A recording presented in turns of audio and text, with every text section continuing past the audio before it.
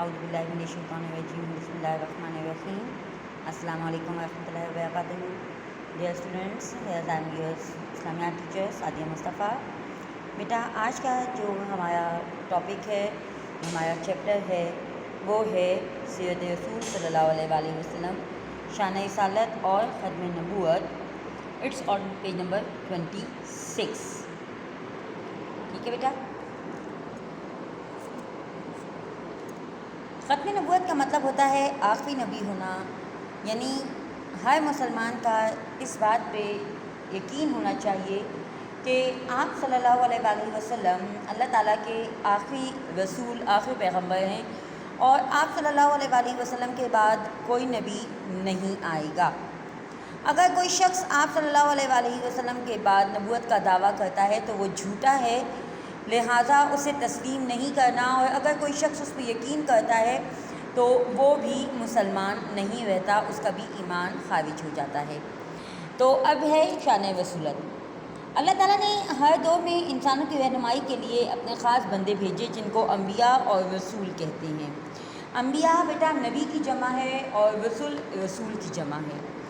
चुनांचे इरशाद बारी ताला है, कोई उम्मत नहीं मगर इसमें हिदायत वाला गुजर चुका है. यानी हर एक कौम में हमने पैगंबर भेजा था डराने को. यानी अल्लाह ताला ने हर कौम के लिए पैगंबर भेजा ताकि हर कौम को नेकी का रास्ता दिखाने के लिए, इस्लाम की तबलीग करने के लिए और उनको अल्लाह ताला के अज़ाब से डराने वाला कोई ना कोई मौजूद हो. सबसे पहले पैगंबर हज़रत आदम अलैहिस्सलाम और सबसे आखिरी पैगंबर हज़रत मोहम्मद सल्लल्लाहु अलैहि वसल्लम हैं. हर मुसलमान के लिए तमाम अम्बिया कराम की नबूवत पर ईमान लाना ज़रूरी है और इसी को अक़ीदा रिसालत कहा जाता है. जैसे बेटा मैंने आपको पहले बताया कि हर मुसलमान के लिए लाजिम है कि जितने भी अम्बिया हैं सब के ऊपर हम ईमान लाएं.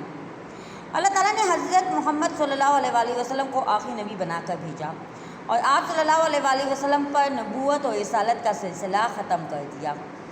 आप सल्लल्लाहु अलैहि वसल्लम का इरशाद है, मैं आखिरी नबी हूँ, मेरे बाद कोई नबी नहीं आएगा.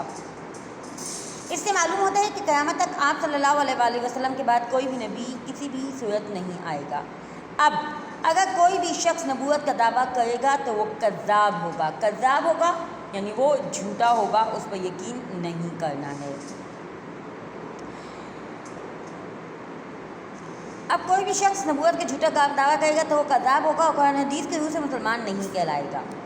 अक़ीदा ख़त्म नबूवत इस्लाम का वो बुनियादी अक़ीदा है जिस पर हर मुसलमान के लिए ईमान रखना नहायत ज़रूरी है. अक़ीदा ख़त्म नबूवत पर ईमान के बगैर कोई भी शख्स मुसलमान नहीं कहलाया जा सकता. अक़ीदा ख़त्म नबूवत की मिसाल दरख्त के तने की सी है. दरख्त का तना यानी वो जिसके ऊपर तमाम दरख्त की शाखें जो हैं उनका दारोमदार होता है, वो दरख्त का तना ही होता है. इस्लाम के दीगर अमाल मसलन नमाज, रोज़ा, ज़कात और हज वगैरह की मिसाल शाखों की सी है. जिस तरह शाख बग़ैर तने के नहीं रह सकती, इस तरह अक़ीदा ख़त्म नबूवत के बग़ैर कोई भी अमल कारआमद नहीं, फ़ायदेमंद नहीं. यानी हम जितने भी रोज़े रखने वाले हों, हम जितने भी नमाज़ें पढ़ने वाले हों, हम बहुत हाजी हों, लेकिन अगर हम अल्लाह ताला के रसूल सल्लल्लाहु अलैहि वसल्लम को आखिरी नबी तस्लीम नहीं करते तो फिर ये हमारे अमल किसी फ़ायदे के नहीं हैं. मुसलमानों पर लाजिम है कि वो अक़ीदा ख़त्म नबूवत को समझे और इस पर मजबूत ईमान रखे. ओके बेटा, इसके बाद हमारा नेक्स्ट टॉपिक है फ़तह मक्का. अब हम पहले पढ़ते हैं फ़तह मक्का के असबाब. वो असबाब क्या थे कि जिनकी वजह से फ़तह मक्का पेश आया. रसूलुल्लाह सल्लल्लाहु अलैहि वसल्लम और कुरैश मक्का के दरमियान हुदैबिया के मकाम पर सुलह हुई थी जो ज़्यादा अर्सा तक कायम ना रह सकी. कुरैश ने अपने हलीफ कबीला अबू बकर के साथ मिलकर मुसलमानों के हलीफ कबीला बनु क़ज़ा पर हमला कर दिया.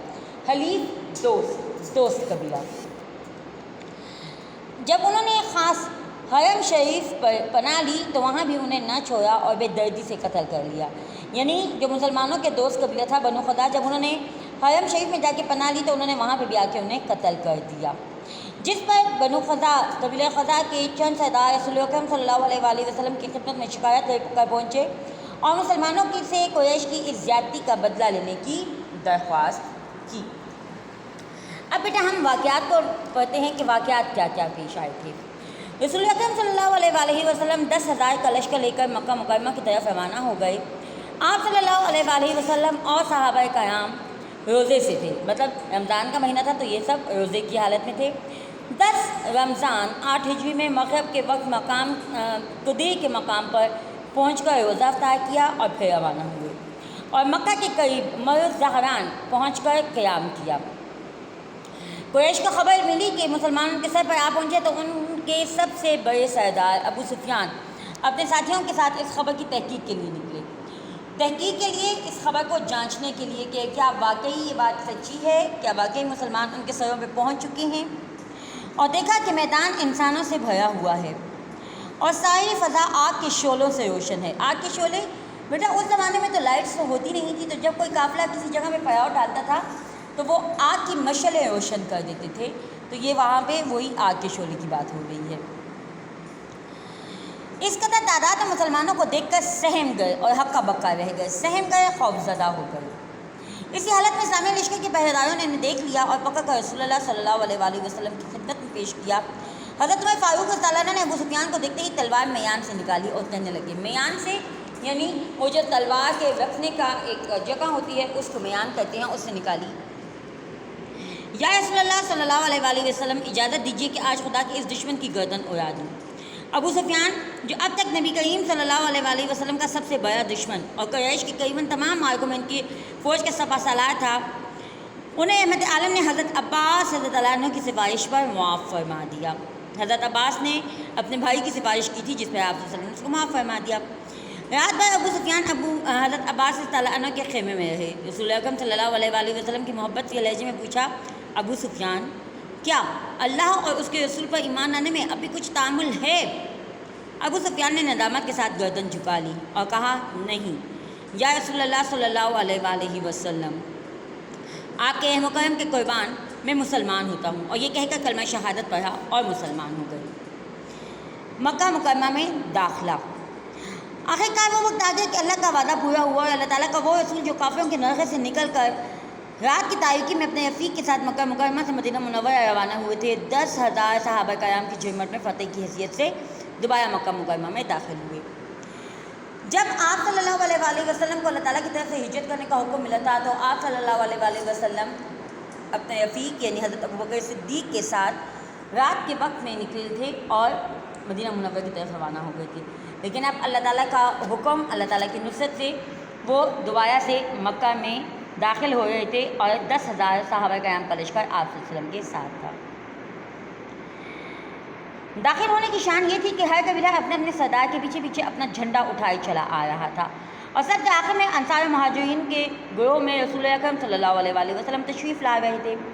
آپ صلی اللہ علیہ وآلہ وسلم اپنی اونٹی قصوہ نامی پر اپنے خادم زادہ حضرت اسامہ بن زید رضی اللہ عنہ کے ساتھ سوار تھے۔ آپ صلی اللہ علیہ وسلم کی گردن بائک پر عزت کے بارگاہ میں جھکی ہوئی تھی اور آپ صلی اللہ علیہ وسلم فرما رہے تھے، اے میرے اللہ، آخرت کی زندگی ہی اصلی زندگی ہے۔ 20 رمضان سن 8 ہجری کو جمعے کے دن نبی کریم صلی اللہ علیہ وآلہ وسلم نے حکم دیا کہ فوج مختلف راستوں سے مکہ میں داخل ہو اور ان ہدایات کی پابندی کرے۔ اب یہاں پہ رسول اللہ صلی اللہ علیہ وآلہ وسلم نے کچھ ہدایات بھی پیش فرمائی تھیں۔ جو شخص ہتھیار پھینک دے اسے قتل نہ کیا جائے، جو شخص خانہ کعبہ کے اندر پناہ لے اسے بھی قتل نہ کیا جائے، جو شخص اپنے گھر کے اندر رہے اسے بھی قتل نہ کیا جائے، جو شخص ابو سفیان اور حکیم ابن حزام کے گھر میں پناہ لے لے اسے بھی قتل نہ کیا جائے، بھاگنے والے کا تعاقب نہ کیا جائے، تعاقب نہ کیا جائے، پیچھا نہ کیا جائے، زخمی اور اسیر کو قتل نہ کیا جائے، اسیر قیدی یعنی جو قیدی ہے اس کو بھی قتل نہ کیا جائے، بوڑھوں، بچوں اور عورتوں کو قتل نہ کیا جائے۔ شہر میں داخل ہوتے وقت دستوں میں سے صرف اس دستے کا جو حضرت خالد بن ولید رضی اللہ عنہما کے ماتحت تھا کچھ مقابلہ ہوا، جس میں اہل مکہ کو بھاگنا پڑا، یعنی باقی تمام دستوں سے تو کوئی مقابلہ نہیں ہوا، صرف حضرت خالد بن ولید جس دستے کے سربراہ تھے اس سے مقابلہ ہوا تھا۔ باقی سب دستے بغیر کسی مزاحمت کے مکہ مکرمہ میں داخل ہو گئے، مزاحمت کے بغیر کسی حیل و حجت کے یا بغیر روک ٹوک کے، اور اس طرح مکہ مکرمہ نہایت امن و سکون کے ساتھ فتح ہو گیا۔ اس فتح کو قرآن مجید میں فتح مبین یعنی کھلی فتح کہا گیا ہے۔ نبی کریم صلی اللہ علیہ وآلہ وسلم سیدھے خانہ کعبہ میں پہنچے، حجر اسود کو بوسہ دیا اور نعرہ تکبیر بلند کیا۔ لشکر اسلام نے بھی زور سے نعرے بلند کیے، جس سے سارا شہر گونج اٹھا۔ مسلمانوں کا جوش و خروش کا یہ عالم تھا کہ وہ لگاتار نعرے بلند کیے جا رہے تھے، لگاتار مسلسل۔ چنانچہ اس وقت تک نہ روکے جب تک خود رسول اکرم صلی اللہ علیہ وآلہ وسلم نے انہیں نہ روکا۔ اس کے بعد آپ صلی اللہ علیہ وآلہ وسلم نے خانہ کعبہ کا طواف کیا۔ خانہ کعبہ کے اندر چاروں طرف 360 بت رکھے ہوئے تھے۔ اس وقت آپ صلی اللہ علیہ وسلم کے دست مبارک میں لکوی کی چھری تھی، دست مبارک ہاتھ مبارک میں چھری تھی، سٹک تھی۔ آپ صلی اللہ علیہ وسلم نے ایک بت کو گراتے جاتے اور فرماتے جاتے، حق آ گیا اور باطل نابود ہو گیا، بے شک باطل نابود ہونے والا تھا۔ نابود ہو جانا، ختم ہو جانا۔ اس کام سے فارغ ہو کر آپ صلی اللہ علیہ وسلم نے عثمان بن طلحہ کو طلب فرمایا، جو خانہ کعبہ کے کلید بردار تھے۔ کلید کہتے ہیں چابی کو، کلید بردار چابی سنبھالنے والے، چابی رکھنے والے۔ اس سے خانہ کعبہ کی چابی لے کر اندر داخل ہوئے اور شکرانے کے نوافل ادا کیے۔ ٹھیک ہو گیا بیٹا؟ یہ ہمارا چیپٹر یہاں پہ کمپلیٹ ہو گیا۔ امید ہے آپ کو اچھے سے سمجھ میں آ گئی ہوگی۔ اپنا بہت سا خیال رکھیے۔ السلام علیکم ورحمۃ اللہ وبرکاتہ۔